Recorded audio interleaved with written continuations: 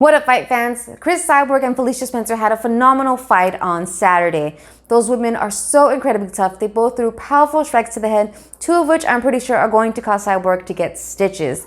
But if you follow me on Instagram, then you would know that I had my money on Felicia Spencer. However, this fight did not take away from Felicia Spencer's stock whatsoever. So let's get into what went down and what the next steps are for both fighters.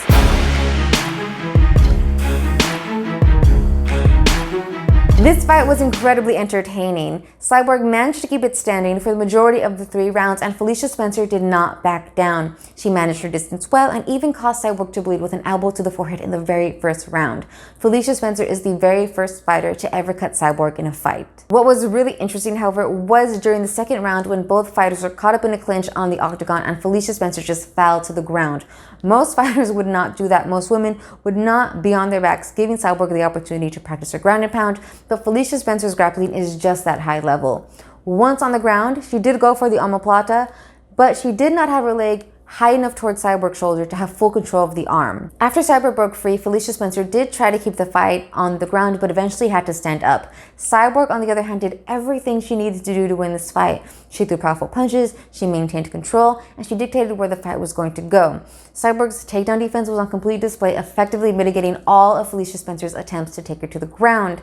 By the third round, however, both fighters were starting to look tired, Felicia Spencer more so, however, and Cyborg capitalized on that. She started to throw even more powerful punches, and Spencer had no answer for them. So what comes next for Cris Cyborg? Clearly a rematch with Amanda Nunes. In her Octagon interview with color commentator Joe Rogan, Cyborg did mention that she was interested in that fight, but that her team needed to speak with Dana White.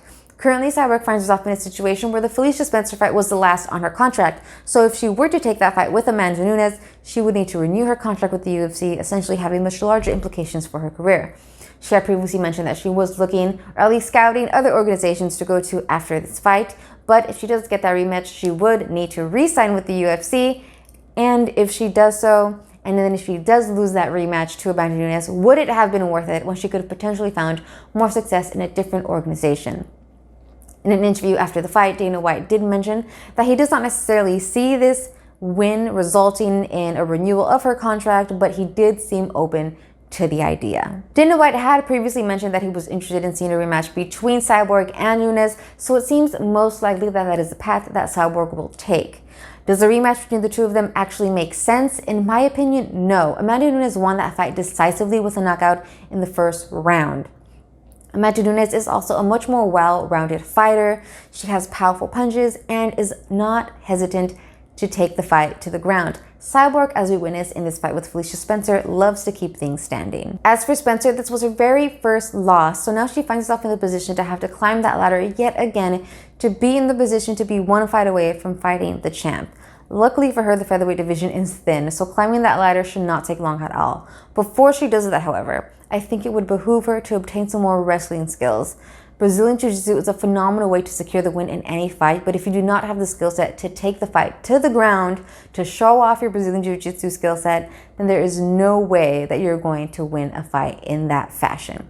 Wrestling has proven itself to be an effective way to dictate where the fight goes, so I think that is an essential key to victory for her later fights. All in all, this was a phenomenal fight, the perfect test for Spencer, and a great opportunity for another shot at the title for Cyborg. Let me know in the comments down below what you thought of the fight, and don't forget to follow me on Instagram, where I have a segment called the MMA Minute and where I typically do post fight predictions. As always, like, comment, and subscribe to my channel for more content, and I'll be seeing you in the next one.